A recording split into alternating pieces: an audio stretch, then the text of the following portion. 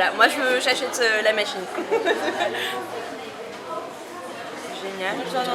Je pense que de visiter différents pays nous apporte l'ouverture d'esprit, mais aussi une certaine qualité de travail pour la suite, parce qu'on a la chance de voir les clients internationaux et du coup de pouvoir savoir les conseiller quand nous sommes sur Paris dans notre activité professionnelle. On a été chez Shiseido, le numéro 1 des cosmétiques, donc nous avons été très bien reçus. Et ensuite, nous avons été chez Mitsubishi. Nous avons eu le plaisir de partager une présentation avec le président de Mitsubishi. À travers mon séminaire au Japon, j'ai compris comment j'allais pouvoir m'implanter et pouvoir approcher des acheteurs japonais en allant dans leur sens culturel et en pouvant leur faire adhérer à mon concept.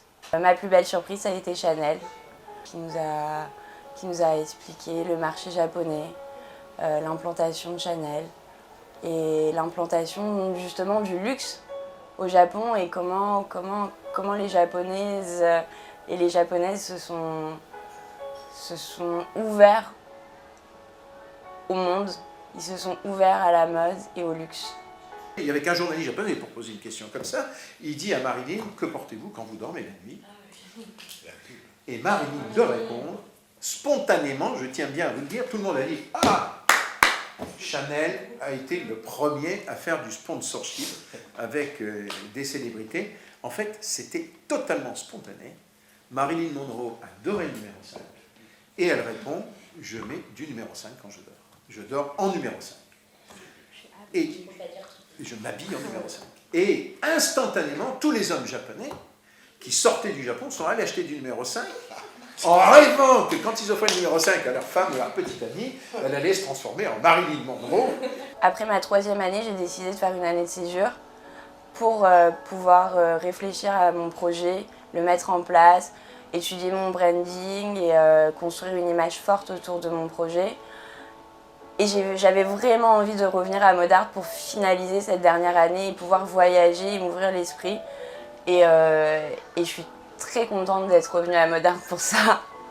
Le Japon, ensuite la Corée, pour moi c'est assez incroyable de partir au bout du monde comme ça, dans des pays où on est complètement immergé dans la culture et où on ne comprend rien, même si on parle 5 langues, on ne peut pas vraiment se faire comprendre. Donc c'est assez incroyable, on est très dépaysés et voilà, j'aime beaucoup ça, ça m'apporte beaucoup.